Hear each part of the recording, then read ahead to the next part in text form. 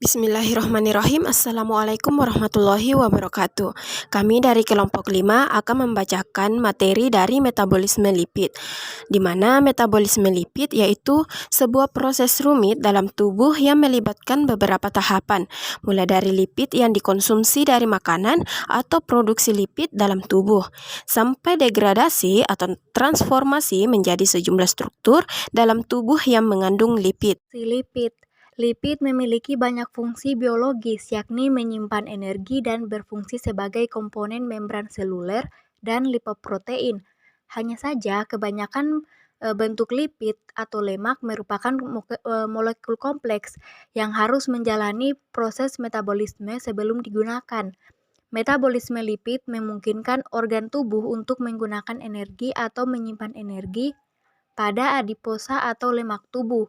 Organ-organ tubuh seperti jantung, limpa, otak, dan lainnya menggunakan energi-energi tersebut supaya tetap berfungsi dengan baik.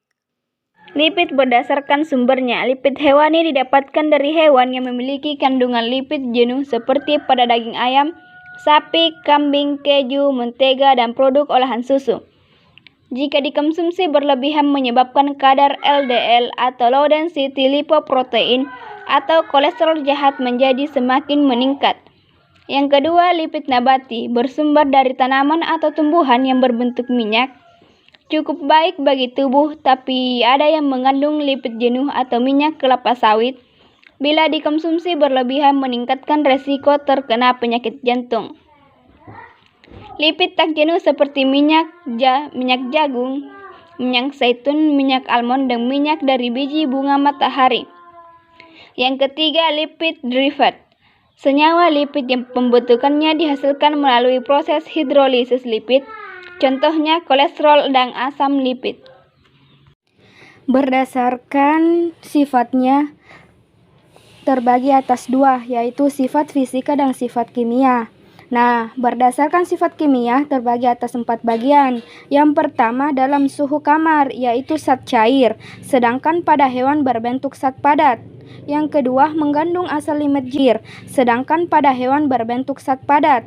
Yang kedua mengandung asal lipid jenuh, memiliki titik lembur yang tinggi.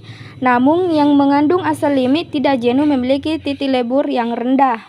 Nah, yang ketiga, memiliki asal lipid berantai pendek bisa larut dalam air.